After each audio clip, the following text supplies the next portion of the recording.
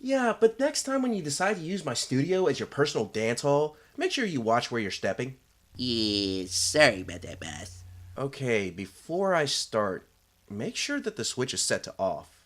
Yes, sir. Did you get it? Yeah, Are you sure? I'm positive, boss.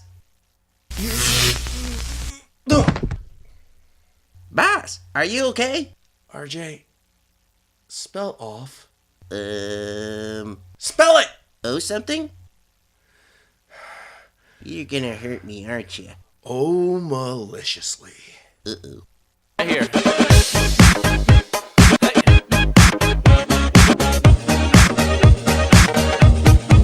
Let's go.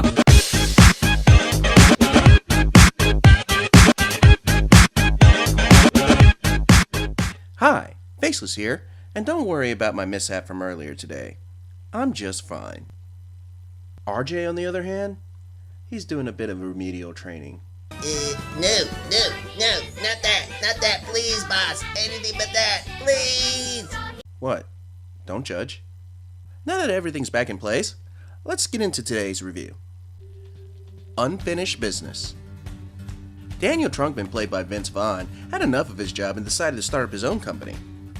He's joined by two others, Tom McWinters, an old guy, played by Tom Wilkinson, and Mike Pancake, the young guy, played by Dave Franco. After a year passes, the business is kind of hanging by a thread, but this upcoming deal that Dan's been working on will pretty much give the financial success that the small business needs. However, they run into some competition from Dan's former employer, Chuck Poitner, played by Sienna Miller, so instead of being a one-day business trip, it ends up being a week of buffoonery in Germany. The businessmen try to make the presentation, and their numbers look good enough for the company to be taken seriously. Of course, things look bleak for Dan's business, but in the end, he and his associates managed to pull off closing the deal and win the account. The end. What? I mean, seriously, that's pretty much how the story goes. I mean, it's just your classic underdog story, and then it tries to be funny. And let me tell you, folks, this movie is not funny. I mean, it tries, but damn, does it fail. All the parts that were considered kinda funny, you already saw in the damn trailer. And a lot of the stuff that is supposed to be funny just really falls flat. And the only real reason why you would give a little laugh to this film is just when they do something really stupid and you're just like, wow, they went there. Okay. Well, there is this one scene in the men's bathroom that gave me a good couple of chuckles, but that's about it.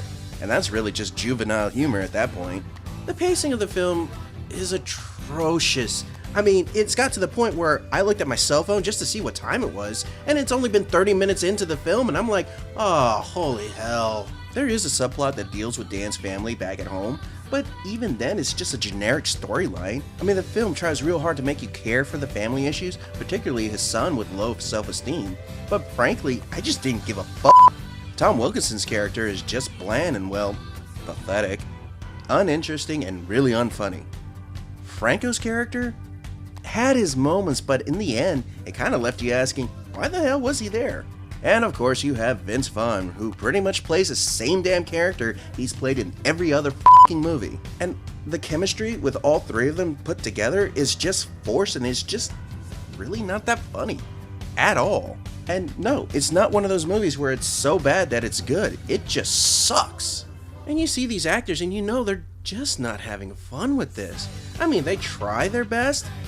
Well, at least I like to think they tried, but no. So my final recommendation, don't bother. And I say that with a heavy heart because I actually like some of these actors, but this movie just didn't work for them. And it's just sad. Well, this wraps up this episode. If you have any comments, please post them below. You can also find me on peanutbutterdisaster.com, where you find other great reviewers such as Dirtbag's Metal Breakdown.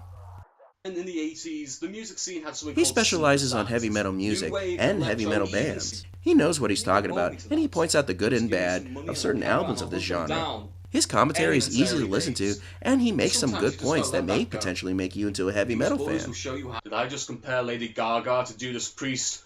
What the fucking hell is wrong with me? So check him out. There's just no pleasing people sometimes. How unfortunate. And lastly, if you hadn't done so yet, hit the subscribe button below for more upcoming videos. Oh, RJ, what have we learned? Well, I learned that the purple dinosaur must die. I'm not sure that's what I wanted you to take from all that, but I do like the direction. Good job. Thanks, boss. This is Faceless, signing off. Right here.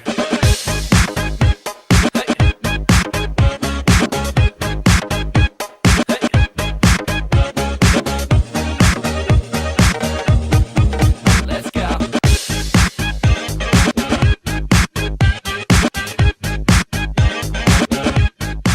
Dude, not this, anything but this. Oh, that's holy. Don't do this to me, boss. No.